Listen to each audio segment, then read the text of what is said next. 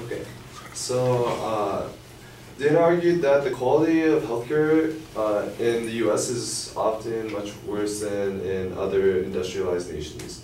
However, she does not give any real info to suggest this, and instead focus on trying to explain how Obamacare or the Affordable Care Act is beneficial to helping improve healthcare in the US.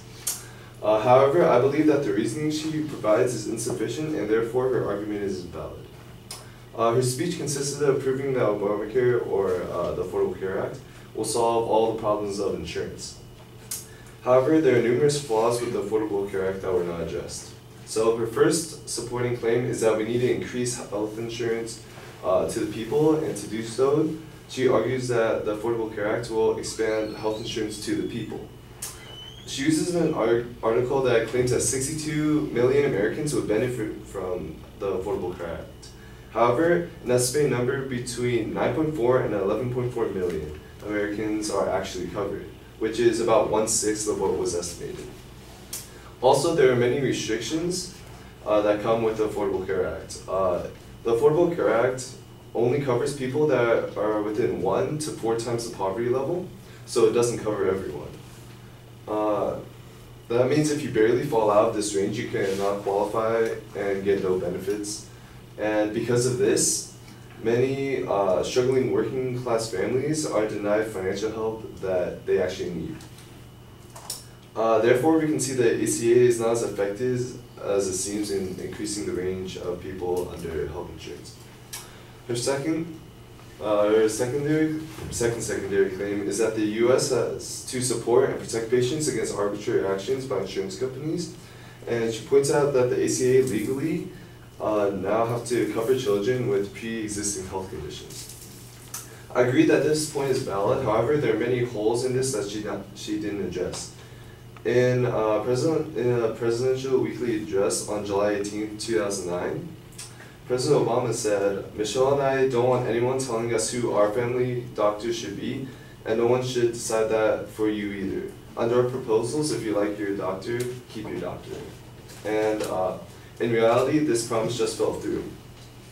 As a way to reduce the premium costs, they reduced the number of doctors and specialists that were covered under the ACA. Therefore, better doctors that were under your previous insurance plan may not be under the plan given by the ACA, proving that the care you receive is both subpar and inefficient if you have special medical needs. Also, it is claimed that if you like your insurance plan, you could keep it and just pay less. This is false, and many states have lost more than 80% of their insurers and insurer companies. And New York is the only state that didn't lose over half of its insurers, going from 28 insurance companies to just 15, which is a 46% decline. For her final supporting claim, the Affordable Care Act helps reduce the cost of medical needs. She remembers a time where she was kicked off her parents' insurance and had to pay a large sum of money for her own bills.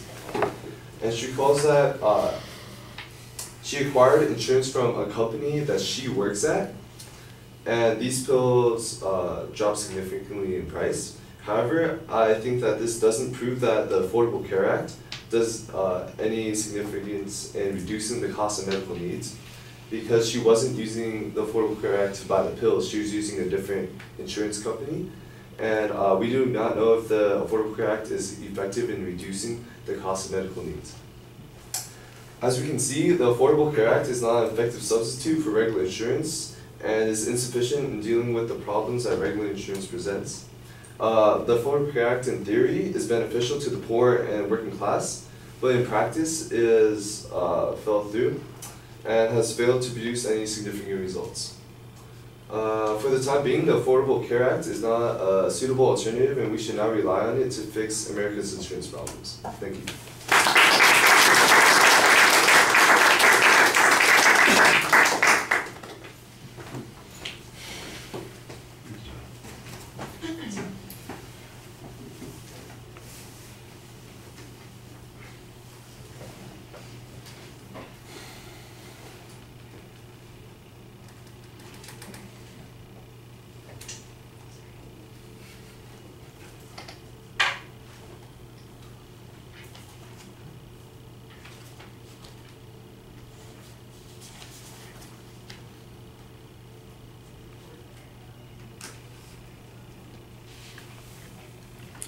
Right, the structural stuff is all fine at the beginning. The argument about the problems with the Affordable Care Act are okay. You need to explain why that demonstrates that the advocate's position is insufficient, because at one point it's talking about how the healthcare system is worse than other parts of the world, but I'm not sure if that was the claim or if the claim was that the Affordable Care Act is going to solve all these problems. You basically, on the first point, sound like that's the secondary claim rather than the first claim, and then the rest of the argument just addresses whether or not the Affordable Care Act is working. And I think that you've got some good arguments on that particular point. I do think you're inconsistent about citing some of your sources on it. For example, the advocate claimed that 62 million people might be benefiting under the Affordable Care Act, and you've got some statistics that says it's anywhere from 9.4 to 11.4 million who have been covered by the Affordable Care Act. That's good. That's a nice piece of information. I don't know where it came from.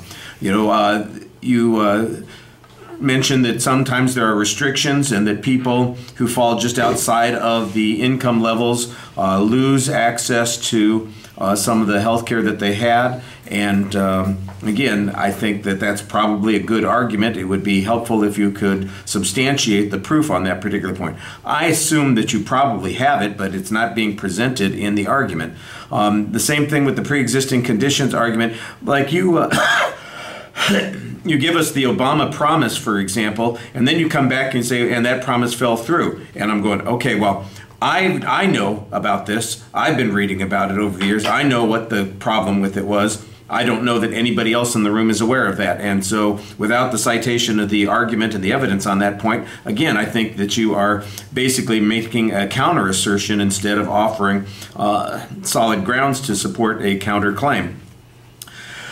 The information about the states losing their insurance companies, I assume that's for their pool of insured for the poor, as opposed to maybe servicing people in that state. It's not quite clear what that covers, but it does seem to suggest that universally all the states have lost insurance companies in their pool as a result of the Affordable Care Act, and some of them up to 80%, which suggests that suddenly the promise of being able to get health care is hurt by the absence of insurance companies able to provide that health care.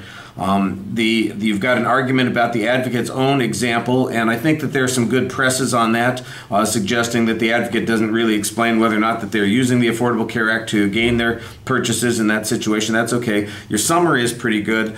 You just need to be a lot more consistent about citing your own evidence and contrasting it a little bit more to the advocate's evidence. Thank you.